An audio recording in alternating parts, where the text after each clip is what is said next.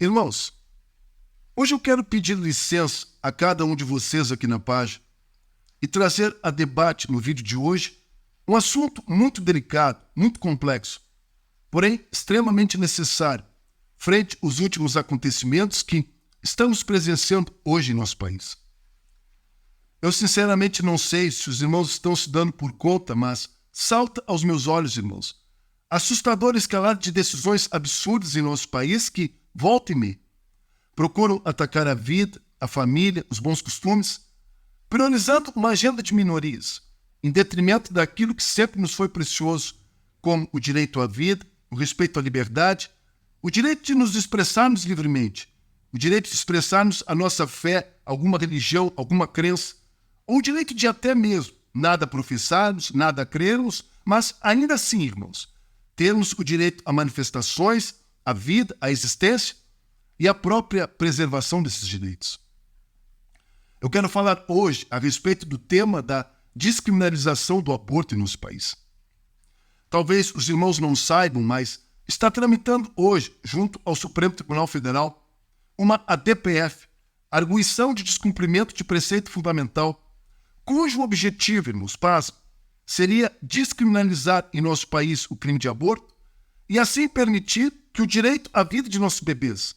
ficasse a critério da mãe, do próprio Estado, que em uma última análise teria o poder agora de decisão para definir quais os bebês têm direito à vida, ao nascimento,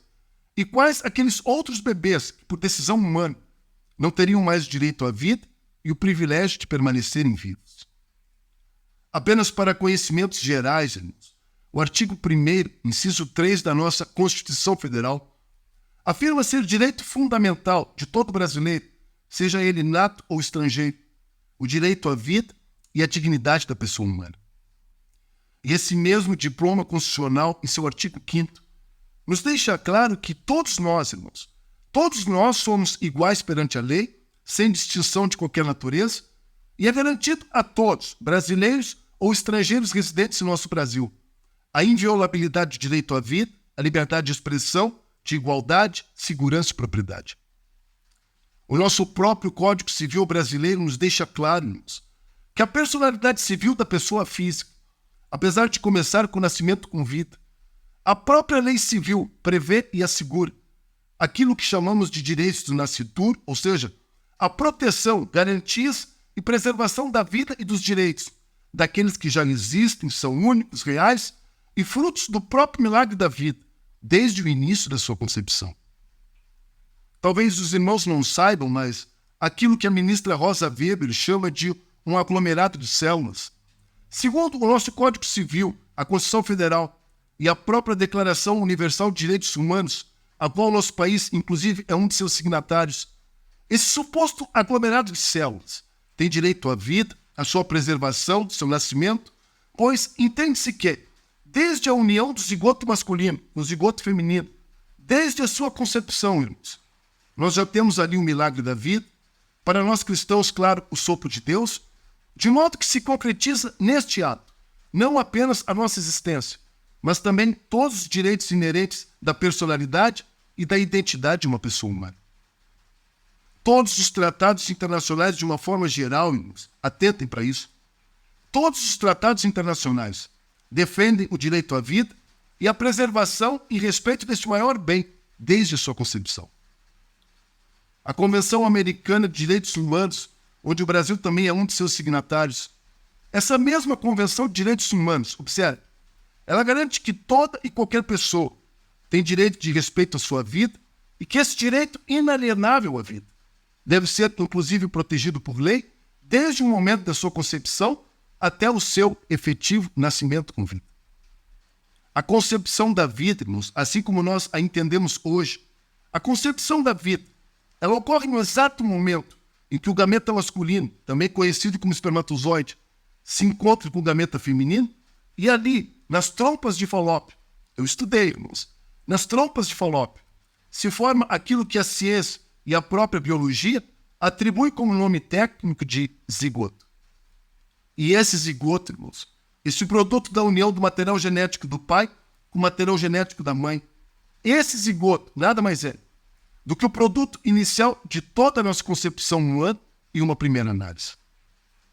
A própria ciência nos testemunha nesse sentido, irmãos.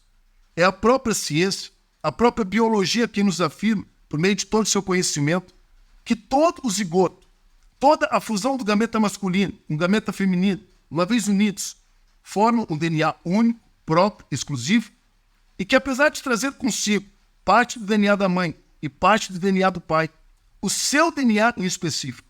já constitui agora uma nova concepção ou aquilo que entendemos por uma nova vida.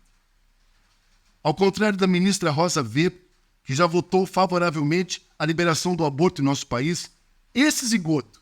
esse resultado formado da união do DNA do pai com o DNA da mãe, ele se tornará um embrião, terá uma vida própria e com o passar do tempo se tornará um feto, um bebê, uma criança. E essa criança, irmãos, com o passar do tempo, se desenvolverá, se tornará um adolescente, depois um adulto. E quem sabe algum dia, irmãos, esse adulto tenha a oportunidade de auxiliar o nosso país, sendo um dos ministros da nossa excelsa Corte Suprema.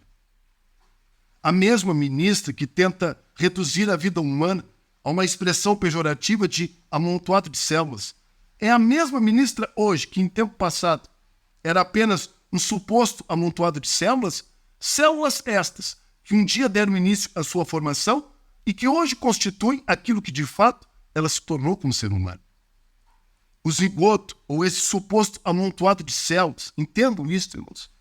Esse zigoto, queridos, não é uma vida em potencial, mas sim uma vida em ato e continuidade.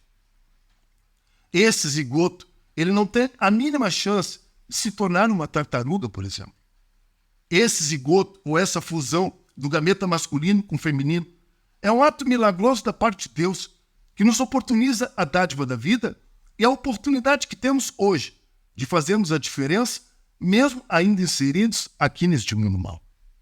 Certa vez, o nosso amado Senhor e Deus disse ao profeta Jeremias: antes mesmo do seu nascimento, Jeremias, estando você ainda na barriga da sua mãe, eu o escolhi, o separei e determinei que fosse profeta entre as nações. Sabe, irmãos, por vezes eu me pergunto,